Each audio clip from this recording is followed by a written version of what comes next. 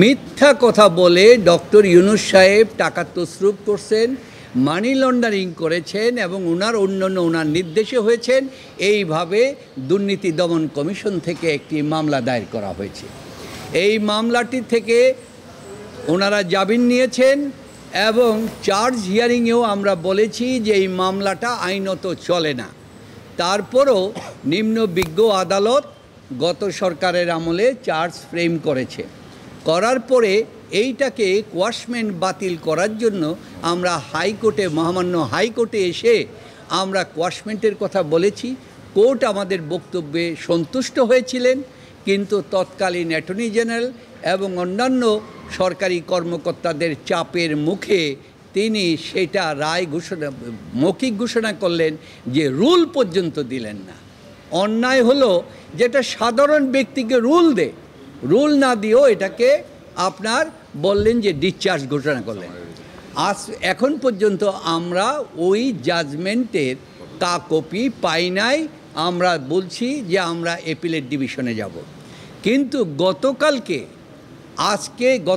আমরা আজকে নিউজে দেখতে পেলাম এবং আমরা কপিটাও পেলাম যে দুর্নীতি দমন কমিশন এই মামলাটাকে উইথড্র করেছে এবং গতকালকেই পিটিশন দিয়েছে এবং গতকালই নিম্ন আদালত মামলাটাকে চতুর্থ বিশেষ আদালত উইথড্র করেছে স্বপ্রণোদিত হয়ে।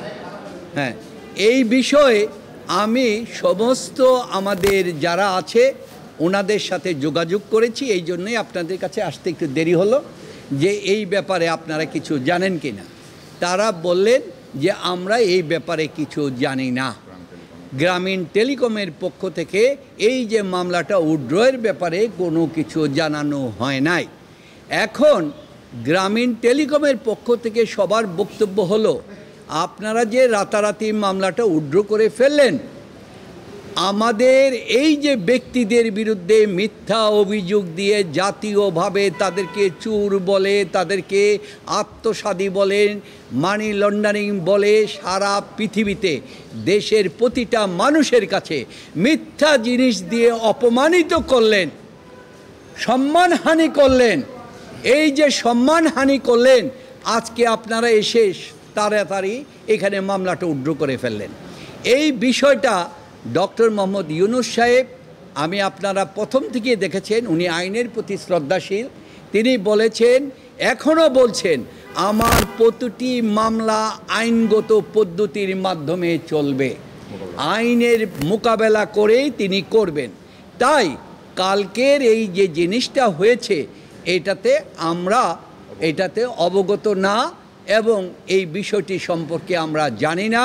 কারণ আমরা সেটা পেলে আমরা মহামান্য সুপ্রিম কোর্টে আমরা লিভ টু আপিলে যাব, সেটা আমাদের প্রশ্ন। সুতরাং এই যে জিনিসটি তড়িঘড়ি করে করা হলো, এইখানে ডক্টর ইউনূস সাহেব তা চান নাই।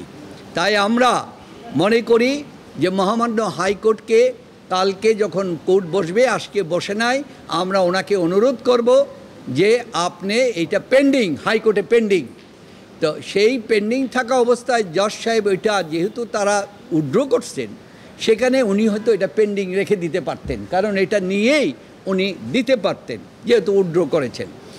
তো সেইখানে আমরা মহামান্য অ্যাপিলেট ডিভিশনে ওনাকে বলবো যে জাজমেন্টটা আপনি তাড়াতাড়ি দিয়ে দেন। আমরা মহামান্য অ্যাপিলেট ডিভিশনে যাব, আইনগতভাবে ওপেন কোর্টে সাংবাদিকদের সামনে, সবার সামনে হাইকোর্টের থেকে, কারণ জাজমেন্টটা পাই নাই, জাজমেন্টটা দেওয়ার জন্য আমরা আবেদন করব, তাড়াতাড়ি আমরা সেখানে আপিল করব। এই ব্যাপারে আমাদের এখানে তারপরে আমি ব্যক্তিগতভাবে আমি একজন আইনজীবী হিসাবে